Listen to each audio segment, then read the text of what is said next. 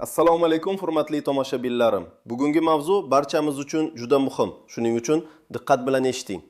Agar siz 1-maydan boshlab yuzaga keladigan ba'zi moliyaviy muammolarga duch kelishni istamasangiz, bu videoni oxirigacha ko'ring. Chunki men sizga har bir fuqaroga taalluqli bo'lgan, hammamizning hamyonimizga bevosita ta'sir qiladigan yangi qoidalar va ularni buzganlik uchun qo'llaniladigan og'ir jazolar haqida gapirib beraman. Bu ma'lumotlar shunchaki ogohlantirish emas, balki aniq ko'rsatma va maslahatlardir. Shunday ekan, kanalga obuna bo'lishni va ushbu videoga like bosishni unutmang. Bu juda muhim ma'lumotlarning boshqa insonlarga ham yetib borishiga yordam beradi. Muammoning mohiyati. Xo'sh, avval qanday edi va endi nima o'zgardi? Avvallari ko'pchiligimiz kommunal xizmatlar uchun to'lovlarni, masalan, elektr energiyasi, gaz, suv, chiqindi yig'ish uchun to'lovlarni o'zimizga qulay bo'lgan usulda amalga oshirardik. Kimdir uyida qancha odam yashashini ro'yxatga olishga unchalik e'tibor bermasdi, kimdir esa kvartirasini boshqa maqsadlarda, masalan, kichik do'kon yoki ofis sifatida foydalanganida buni tegishli idoralarga bildirmasdi. Ko'pincha kommunal xizmatlar uchun to'lovlar oddiygina iste'molchilarning o'z hisob-kitoblariga asoslanar edi yoki eski me'yorlar bo'yicha to'lab kelinar edi. Tekshiruvlar kamdan kam bo'lar, aniqlangan kamchiliklarga ham yengilroq chora ko'rilar edi. Endi esa vaziyat tubdan o'zgarmoqda. 1-maydan boshlab hukumat kommunal xizmatlar sohasida qattiq nazoratni joriy qildi. Bu avvalo aholi tomonidan turar joylarda ro'yxatdan o'tmasdan yashash holatlarini, shuningdek, turar joylarni noqonuniy ravishda tijorat yoki ishlab chiqarish maqsadlarida ishlatishni aniqlash va bartaraf etishga qaratilgan. Yangi qoidalar shuni talab etadiki, har bir fuqaro o'z turar joyida yashayotgan shaxslar sonini to'g'ri ro'yxatdan o'tkazishi va turar joyning maqsadiga muvofiq foydalanilishi shart. Aks holda o'ta jiddiy moliyaviy sanksiyalar, ya'ni juda katta miqdordagi jarimalar kutilmoqda. Bu o'zgarishlarning asosiy maqsadi adolatli to'lov tizimini yaratish, resurslardan oqilona foydalanishni ta'minlash va eng muhimi, davlat xizmatlarini ko'rsatishda shaffoflikni oshirishdir. Hukumat har bir santim uchun to'lov amalga oshirilishini va har bir resursning hisob-kitob qilinishini xohlaydi. Kim tashvishlanishi kerak va kimga emas?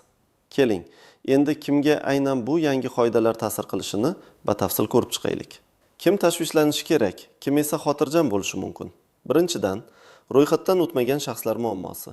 Agar sizning uyingizda ro'yxatdan o'tmagan shaxslar, ya'ni vaqtincha yashayotgan oila a'zolaringiz, qarindoshlaringiz yoki ijarachilar bo'lsa, siz diqqatli bo'lishingiz kerak. Avvallari bu holatga nisbatan biroz yengilroq qaralgan bo'lsa, endi vaziyat jiddiylashmoqda. Yangi qonunchilikka ko'ra, turar joyda vaqtinchalik ro'yxatdan o'tmasdan yashayotgan har bir shaxs uchun kommunal xizmatlar, suv, gaz, chiqindi hisob-kitobi qayta ko'rib chiqiladi va ro'yxatdan o'tmagan muddat uchun barcha to'lanmagan summalar, penya va jarimalar bilan birga undiriladi. Misol, tasavvur qiling, Toshkent shahrida yashovchi fuqaro Ahmad aka o'z kvartirasida 3 kishi, o'zi, rafiqasi va bir farzandi ro'yxatdan o'tgan. Lekin aslida ularning 2 talaba jiyani ham o'tgan o'quv yili boshidan beri, 8 oydan beri ularning uyida yashaydi. Lekin ro'yxatdan o'tmagan. Tekshiruv paytida bu holat aniqlansa, Ahmad akaga 5 kishi uchun suv va chiqindi xizmatlari bo'yicha to'lovlar qayta hisoblab chiqiladi. Agar standart me'yorlar bo'yicha bir kishi uchun suv oyiga 5 kub metr, chiqindi uchun esa 10 ming so'm deb olsak, 2 kishi uchun 8 oy davomida jami 80 kub metr suv, 80 metr, 1000 so'm per kub metr, 80 ming so'm va 160 ming so'm chiqindi to'lovi qo'shimcha ravishda hisoblanadi. Ustiga ustak, O'zbekiston Respublikasi Ma'muriy javobgarlik to'g'risidagi kodeksning tegishli moddasiga asosan vaqtinchalik ro'yxatdan o'tmasdan yashaganligi uchun bazaviy hisoblash miqdorining 3 baravardan 5 baravargacha miqdorda, ya'ni 1,20 million so'mdan 1,7 million so'mgacha jarima solinishi mumkin. Bu faqat birgina buzilish uchun. Shu bois do'stlar, agar sizning uyingizda ro'yxatdan o'tmagan kishi yashayotgan bo'lsa, darhol uni vaqtincha ro'yxatdan o'tkazish choralarini ko'ring. Ikkinchidan, turar joylardan noqonuniy tijorat maqsadlarida foydalanish. Bu ham juda jiddiy masala. Agar siz o'z kvartirangiz yoki uyingizni rasmiy ruxsatsiz va soliq organlarida ro'yxatdan o'tmasdan sartaroshxona, tikuvchilik sexi, kichik do'kon yoki boshqa bir tadbirkorlik faoliyati uchun foydalanayotgan bo'lsangiz, sizni ham katta muammolar kutmoqda. Davlat endi bunday holatlarni muntazam ravishda aniqlashga kirishadi. Misol, Farg'ona viloyatida yashovchi Gulnora opa o'zining 2 xonali kvartirasida kichik tikuvchilik sexini tashkil etgan. Unda 3 ta tikuv mashinasi ishlaydi, shogirdlar ham bor. U bu faoliyatni rasmiy ro'yxatdan o'tkazmagan, soliq to'lamaydi va kommunal to'lovlarni xonadon sifatida to'lab kelgan. Endi yangi qoidalarga ko'ra bu holat aniqlanganda Gulnora opaga nafaqat noqonuniy tadbirkorlik faoliyati uchun jarima solinadi. Bu BXMning 5 baravaridan 10 baravargacha, ya'ni 1 million 700 ming so'mdan 3 million 400 ming so'mgacha bo'lishi mumkin. Balki ishlatilgan elektr energiyasi, suv va gaz uchun ham qayta hisob-kitob qilinadi. Chunki tijorat obyektlari uchun tariflar aholi uchun belgilangan tariflardan ancha yuqori bo'ladi. Masalan, o'rtacha tikuv sexi bir oyda uy sharoitidan 5-10 barobar ko'p elektr energiyasi iste'mol qilishi mumkin. Bu esa bir necha million so'mlik qo'shimcha to'lovlar va jarimalar degani. Bu faoliyatni rasmiylashtirmagani uchun unga davlatga yetkazilgan zarar ham hisoblab chiqilishi va undirilishi mumkin. Bunday holatlarni aniqlash uchun maxsus komissiyalar va elektron kuzatuv tizimlari joriy etilmoqda. Shunday ekan do'stlar, agar shunday faoliyat bilan shug'ullanayotgan bo'lsangiz, uni zudlik bilan qonuniylashtirish choralarini ko'ring. 3-dan, kommunal xizmatlarning haqqoniy hisob-kitobi. Agar sizning hisoblagichlaringiz nosoz bo'lsa, muddati o'tgan bo'lsa yoki ularga qandaydir aralashuvlar bo'lgan bo'lsa, siz ham xavf ostidasiz.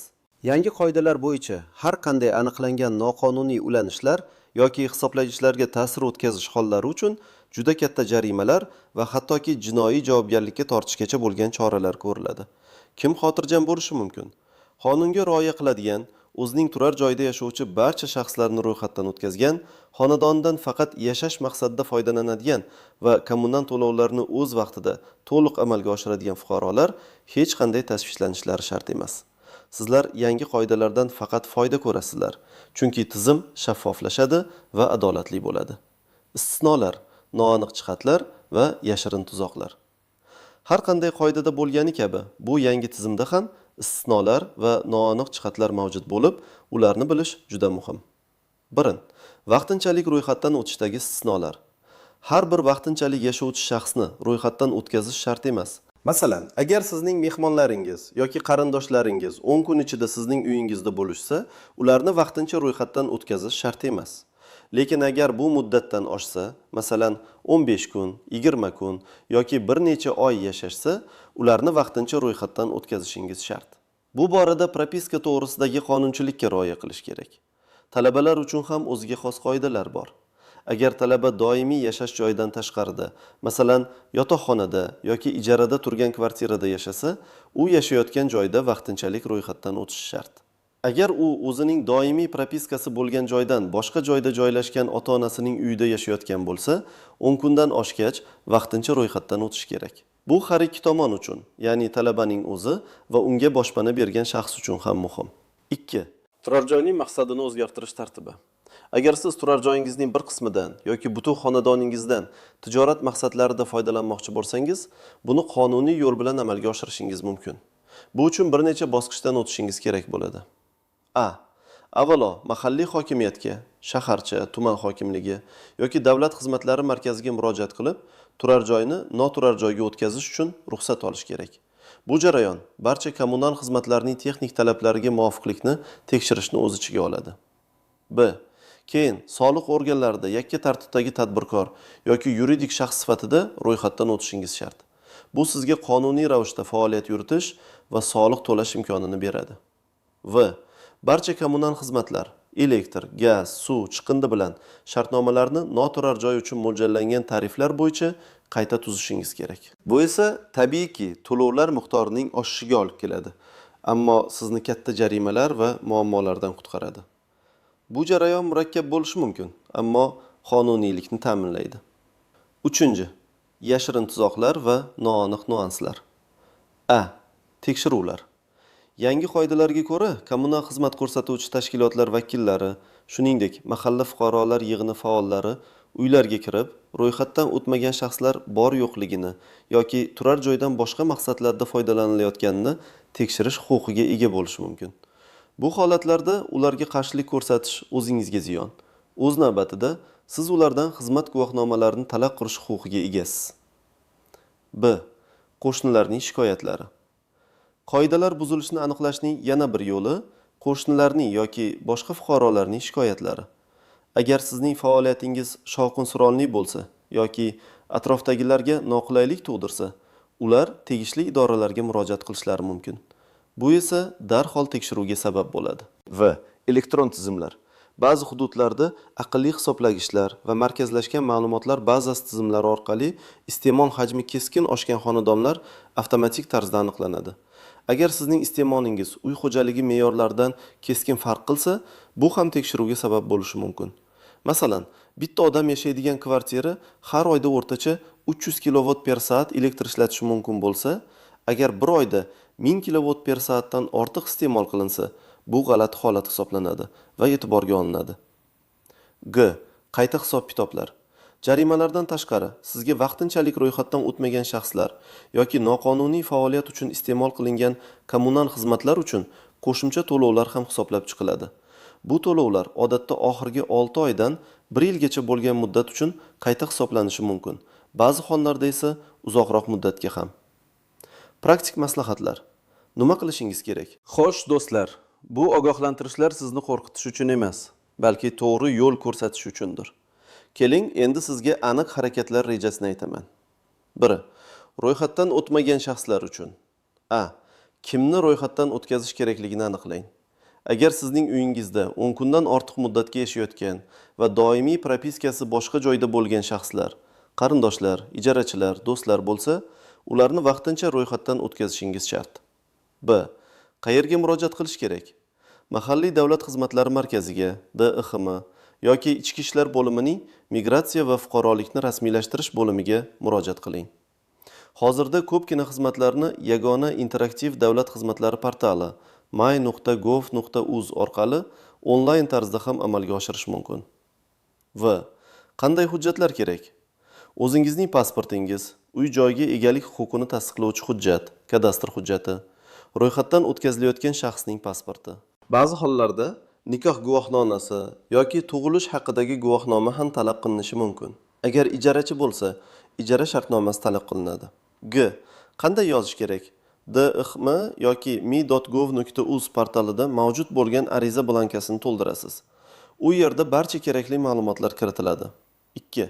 Turar joyni tijorat maqsadlarida foydalanuvchilar uchun. A. Faoliyatingizni qonuniylashtirishni boshlang. Birinchi navbatda turar joyni noturar joyga o'tkazish bo'yicha jarayonni boshlashingiz kerak. B. Qayerga murojaat qilish kerak? Hududiy davlat xizmatlari markazi orqali ariza topshiring. Ular sizga jarayonning keyingi bosqichlari bo'yicha aniq ma'lumot berishadi. Bu jarayon bir necha haftadan bir necha oygacha davom etishi mumkin. V. Qanday hujjatlar kerak? Pasport, uy-joyga egalik huquqini tasdiqlovchi hujjat, turar joyni noturar joyga o'tkazish uchun ariza, texnik pasport, shuningdek ba'zi hollarda sanitariya epidemiologiya xizmati va yong'in xavfsizligi xulosalari ham talab qilinishi mumkin. G. Soliq organlarida ro'yxatdan o'tish. Noturar joyga o'tkazganingizdan so'ng tegishli soliq organida yakka tartibdagi tadbirkor sifatida ro'yxatdan o'ting va faoliyatingiz turiga qarab soliq to'lovlarini amalga oshiring. D. Kommunal xizmatlar bilan shartnomalarni qayta tuzish. Elektr, gaz, suv va chiqindi xizmatlari bilan noturar joy uchun mo'ljallangan tariflarda shartnoma tuzing. Bu juda muhim qadam. 3. Hisoblagichlar va to'lovlar uchun. A. Hisoblagishlaringizni tekshiring.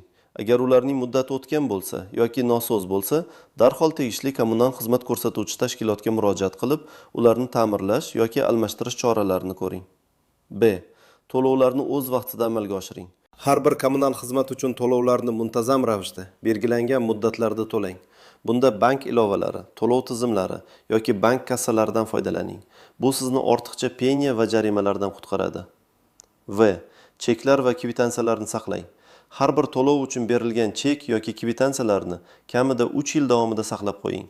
Bu to'lovlar bo'yicha yuzaga kelishi mumkin bo'lgan har qanday tortishuvlarda sizning haqligingizni isbotlash uchun asos bo'ladi. G. Muntazam ravishda ma'lumotlarni yangilang.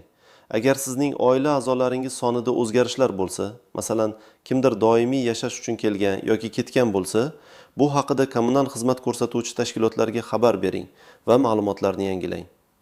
Xulosa va yakuniy ogohlantirish. Aziz do'stlar, Ko'rib turganingizdek, 1-maydan boshlab joriy etilayotgan yangi qoidalar juda jiddiy va barchamizdan mas'uliyatli bo'lishni talab qiladi. Bu shunchaki ogohlantirish emas, balki qattiq nazoratning boshlanishidir. Ro'yxatdan o'tmagan shaxslar, turar joyni noqonuniy tijorat maqsadlarida ishlatish va kommunal xizmatlar uchun to'lovlarni o'z vaqtida to'liq amalga oshirmaslik, bularning barchasi uchun katta jarimalar, qayta hisob-kitoblar va hatto qonuniy javobgarlik kutilmoqda. Shu bois, men sizni shunga chaqiraman. Hoziroq vaziyatni tahlil qiling. Agar sizda yuqorida sanab o'tirgan muammolardan birontasi bo'lsa, uni zudlik bilan, qonuniy yo'l bilan hal qilish choralarini ko'ring. Kechikish sizga qimmatga tushishi mumkin. Siz bu yangi qoidalar haqida nima deb o'ylaysiz? Bu o'zgarishlar adolatli deb hisoblaysizmi yoki muammoli tomonlari bormi?